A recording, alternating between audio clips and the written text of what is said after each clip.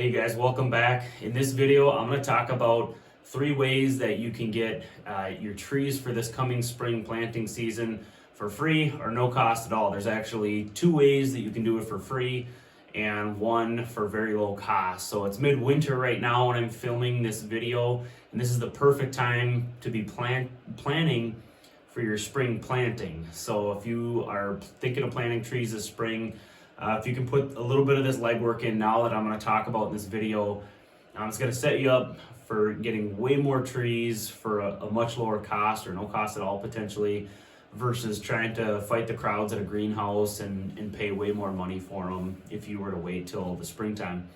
So the first way that you can get trees for free to be planted on your land or do whatever you want to do with them is to scope out some areas when you're driving around your neighborhoods, just your day-to-day stuff, visiting friends, family, going to work, whatever it is.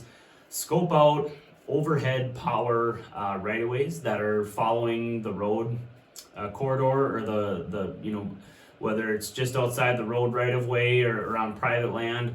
If you can find some kind of utility or power right-of-way, a lot of times those areas will get young trees seeded in on them. You'll get a lot of volunteer spruce, red pine, white pine, whatever it is, and these are perfect transplanting sizes for moving onto your property, wherever you want to plant them.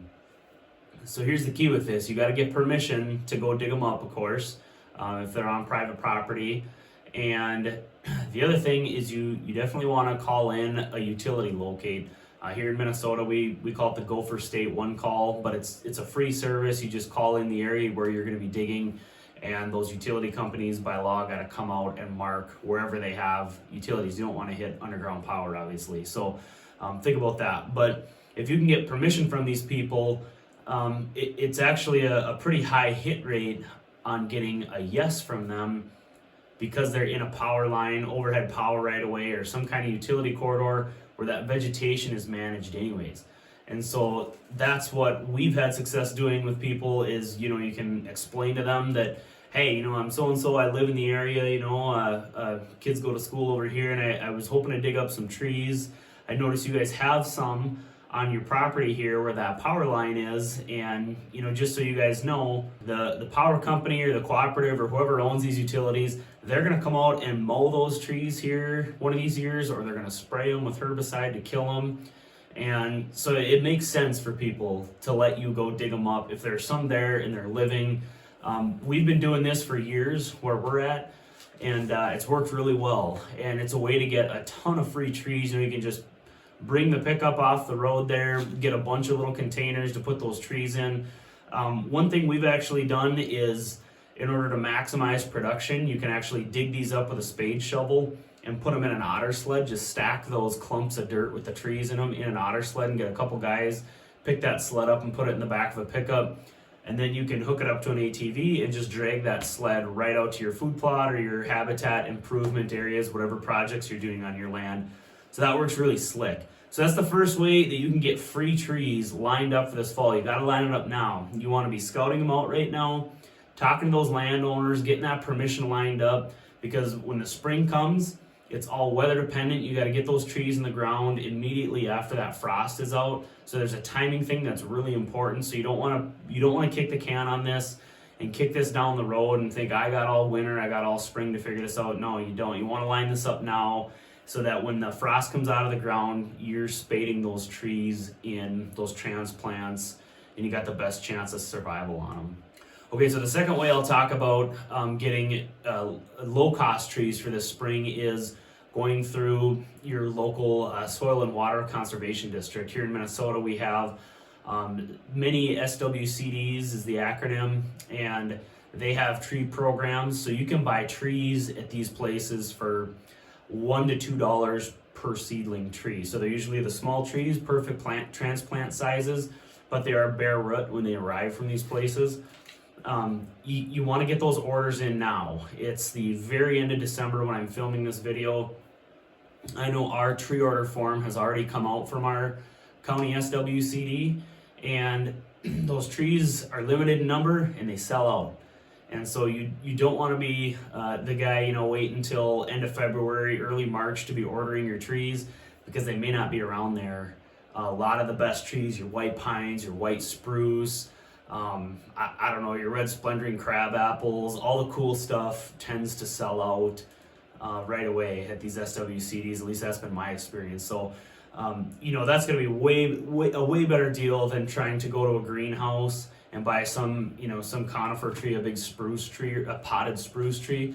I mean, they're charging insane money for those things right now. It's actually made me think about wanting to pot some and sell some myself, because I mean, they're getting $60 for a potted spruce tree that's, this tall, or maybe $100. I don't even know what it is nowadays. That was a couple years ago when I was looking, but you can get these white spruce, for example, for a couple bucks a tree. And if you really want a potted conifer tree of some sort, you could buy them from the SWCD bare root, pot them yourself, and then just water them for a season or two and grow them in those pots. Make sure they're not getting root bound and those roots aren't starting to hit the bottom of that pot. You gotta move them to a larger pot if you're gonna go that route. But lots of stuff you can do with them. I always just get mine in the ground right away in the spring whenever I go through an SWCD order. I've got about 200 trees coming that I've already ordered for the 2025 spring planting season. So my order's in. I got all the trees I want for this spring. And I'm also going to do a bunch of transplants and things like that too, in addition to the SWCD trees. Okay, so the third way that you can get trees, this is another free option for you, is to look around on your own property or a family or friend's property to transplant trees from a known source. If you've got an area of, say, an old red pine plantation or spruce grove or something like that, it could be anything. It could be deciduous trees too, maples, things like that. Whatever you want to move around, you can go in, find those volunteer trees, and just spade them out with a spade shovel. If you're just moving them from one part of your property to another, you don't need to pot them. You just get that root ball out with that turf mat on it and the tree with a spade shovel. You can put them in, like I said, an Otter Sled. You can just put them in some kind of container. You can put them in bags, whatever you got to do to kind of keep that dirt clod intact, and then move those over wherever you want them on your property, wherever you want to plant trees.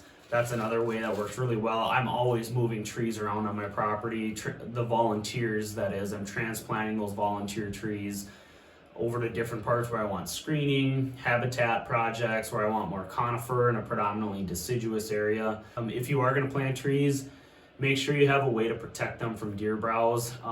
The deer around here absolutely annihilate our trees.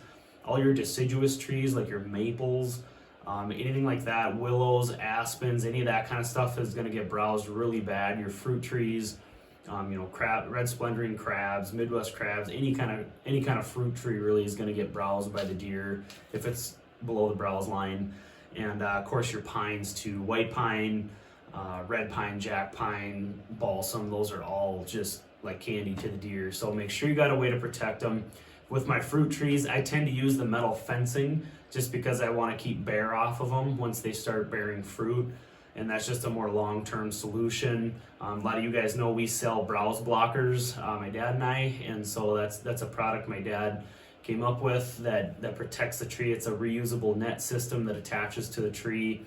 On those younger, it works best on pines, but you can check those out if you'd like. You can just go to the website. I'll put it on the screen here if that interests you. But whether you're interested in those browse blockers or metal fencing or bud capping or whatever it is, find a method that works well for you. There are repellents and sprays; those tend to wear off, so you got to constantly reapply those spray-on repellents. But the bud capping and the browse blockers are going to be by far your lowest cost way to protect a whole bunch of trees.